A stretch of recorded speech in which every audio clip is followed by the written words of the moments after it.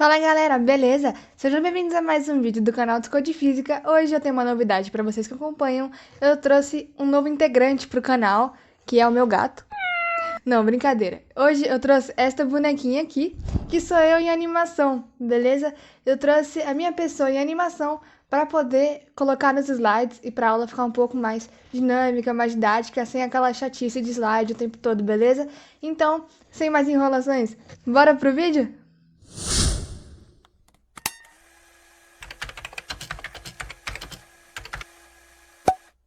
Então, galera, tudo bem? Hoje a gente vai estar continuando o nosso conteúdo de mecânica, só que agora um conteúdo novo, que são as leis de Newton, beleza? A primeira lei de Newton, ela se mantém um pouco no conceito, tá? Ela não é tão aquela prática que a gente estava estudando, então por isso eu tô trazendo essa interação aqui com a câmera, do que só aquela aula com estática, de um PowerPoint, etc. Mas essa aula vai ter PowerPoint também, e quando tiver PowerPoint eu vou trazer a nossa bonequinha, beleza? Para não ficar algo mais parado. Então, seguindo aqui o conteúdo, a gente vai estar trabalhando com as leis de Newton. E as leis de Newton, para ser sincera, elas regem a mecânica e a mecânica rege a física básica, beleza? Para seguir um contexto mais objetivo, as leis de Newton, elas regem a parte da mecânica que a gente chama de dinâmica. E a dinâmica estuda o porquê da causa dos movimentos, beleza? Então, para a gente dar uma entrada, de onde que surgiram as leis de Newton, beleza? As leis de Newton surgiram através de um livro que o Newton postou em 1817. O título do livro é Princípios Matemáticos da Filosofia Natural, onde ele apresenta as suas 3 leis principais, que são a lei da inércia, que a gente vai estudar hoje, a lei da dinâmica e a lei da ação e reação, beleza? A lei da inércia é a sua primeira lei, que diz que todo corpo que está em movimento ou repouso, ele tende a permanecer nesse estado, a menos que forças externas sejam aplicadas sobre ele. Então é isso que a gente vai estudar hoje no nosso conceito, beleza? Essa é a nossa primeira lei. A segunda lei, que é a lei de dinâmica, ela fala sobre a força resultante que é aplicada em um corpo, ela pode ser descrita como produto da massa e aceleração do corpo. Como assim? Isso significa o quê? Significa uma equação, beleza? Que a força resultante é a massa vezes a aceleração, tranquilo? Que essa é a lei da dinâmica, a segunda lei, que a gente vai estudar na próxima aula. E na lei número 3, a gente vai estudar sobre ação e reação, o famoso tudo que vai e volta, beleza? A lei da ação e reação diz que para toda força que existe, tem uma ação. Então, para toda força que exige uma ação, tem uma reação, beleza? Ela tem uma reação da mesma direção e módulo, mas o sentido é oposto, beleza? A gente vai estar entendendo isso melhor nas próximas aulas, mas hoje a gente vai focar na lei da inércia, beleza? Tá bom, então, agora que a gente viu um pouquinho sobre a inércia e as leis de Newton em geral, vamos ver aqui o nosso sumário, beleza? Então, na aula de hoje, a gente vai aprender sobre a primeira lei de Newton, beleza? Em seguida, a gente vai estar vendo a segunda lei e a terceira lei, mas mantendo aqui nosso foco na primeira lei, que é também conhecida como a lei da inércia. A lei da inércia, ela traz consigo uma lei que diz que a força, ela é necessária para modificar o corpo, beleza? Modificar o movimento de um corpo. Então, se essa força for zero, se a força restante for zero, não tem como modificar a sua velocidade. Então, a inércia ela vai trazer consigo a força resultante igual a zero, beleza? E se a força resultante ela é igual a zero, logo a velocidade ela fica constante também. E quando a velocidade está constante, não tem aceleração.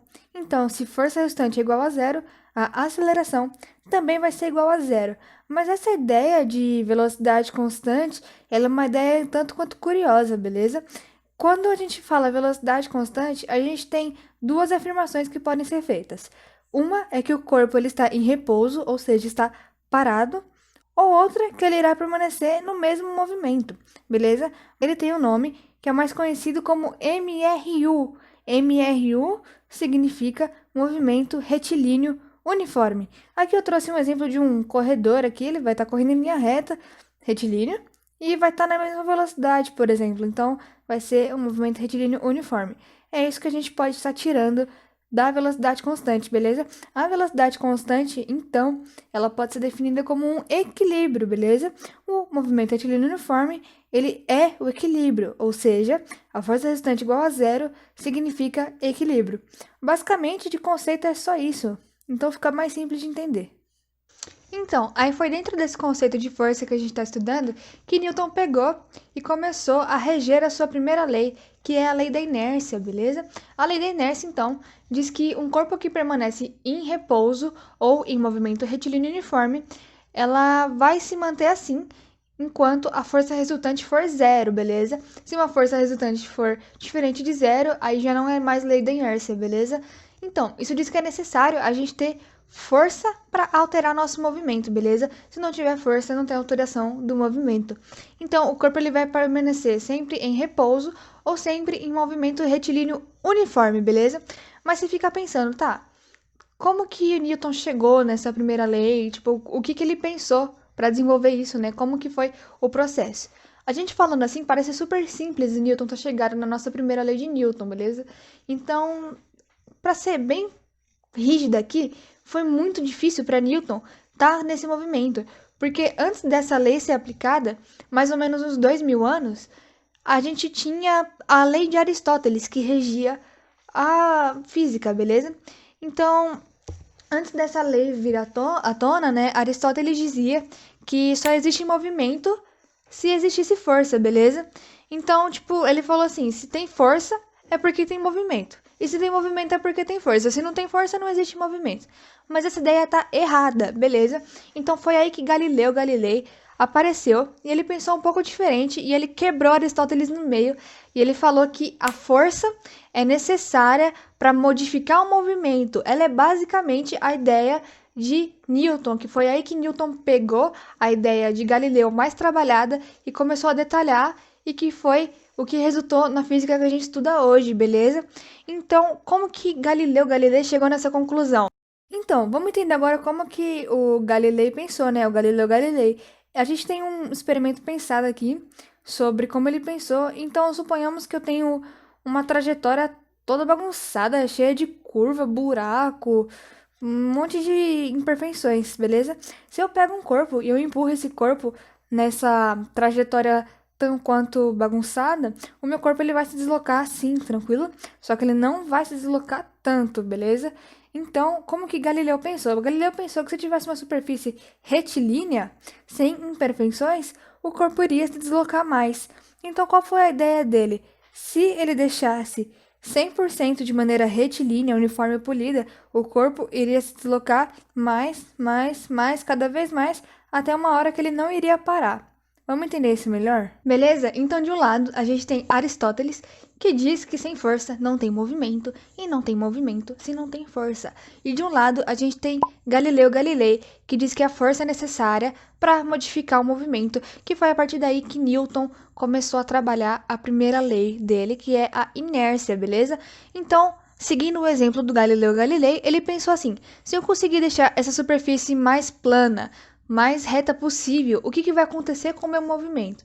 Bom, assim que a gente aplicar uma força no corpo, né, um bloco, um impulso que a gente vai aplicar nesse bloco, nesse corpo, ele vai andar para sempre, já que é necessário de força para modificar o movimento e vai estar uma superfície 100% reta, 100% plana, polida, ela vai andar para sempre. Não é uma coisa que diz que tem uma força para impedir o movimento, mas sim que o movimento ele vai se manter retilíneo uniforme. Ele não vai estar em repouso. Ele vai se manter em movimento retilíneo uniforme para sempre, porque tem uma superfície super plana, super reta, sem nenhuma imperfeição, e o movimento vai andar para sempre. Essa ideia tá certa? Não. Porque mais pra frente na física, a gente vai aprender um pouquinho sobre o atrito. O atrito é basicamente assim, ó, o corpo, por exemplo, quando você desliza um carrinho de rodas, ele não vai andar para sempre por causa que tem um atrito. Beleza? Um carrinho de rodas no chão, ele vai parar uma hora, ele vai começar rápido, depois ele vai ficar um pouco mais lento. Por quê? Por causa da força de atrito que segura essa velocidade, esse movimento, beleza? Então Galileu, ele deixou isso a falhar e foi aí que Newton entrou, beleza? O atrito, ele pode ser considerado como essa força externa que a gente aprendeu, beleza? Então, foi basicamente isso que Galileu falou. Se ele polisse cada vez mais, que seria deixar mais reto possível e retirar o atrito, que é fisicamente impossível isso, mas no papel, se ele deixasse 100% sem atrito e muito liso, sem nenhuma imperfeição, o corpo seguiria sim em um movimento retilíneo uniforme para sempre, beleza? Então, é basicamente isso, entendeu? E é como se fosse a lei da inércia, que ela se mantém No corpo, o corpo parado em movimento retilíneo uniforme ou em repouso, que a gente tem um exemplo clássico do dia a dia que a gente pode encaixar aqui, que é o exemplo do ônibus, por exemplo. Quem já andou de ônibus, acho que a maioria das pessoas andou de ônibus na vida, que quando você está parado no ônibus, você tá segurando aqui no ônibus em pé, e o ônibus acelera, ambos estão parados, o ônibus e você, e daqui a pouco o ônibus acelera, você percebe que se você não se segurar, você não fazer uma força para se segurar, você vai pro fundo do ônibus. Mas essa ideia ela tá errada, não é você que vai pro fundo do ônibus, é o fundo do ônibus que vai em direção a você. Você tá parado, ó, esse é o fundo do ônibus, esse é você aqui segurando. Se você tá segurando, você mantém.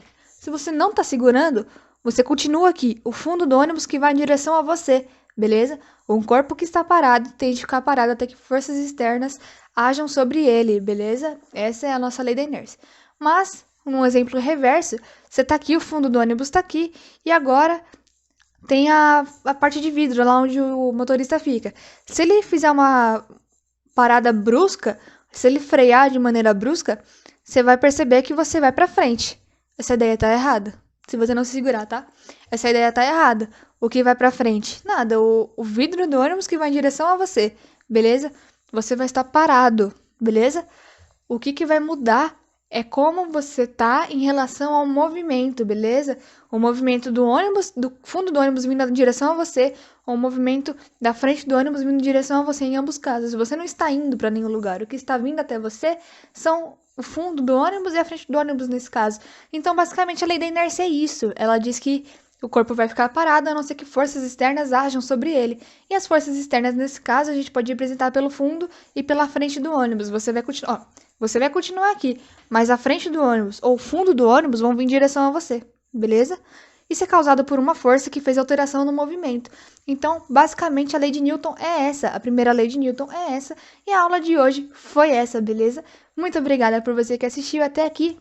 Um beijo! Não se esquece de deixar o comentário, o like, compartilhar. E se você não é inscrito ainda, se inscreva, beleza? Próxima semana a gente vai estar aqui com a segunda lei de Newton, que é da dinâmica, beleza? Então, até a próxima!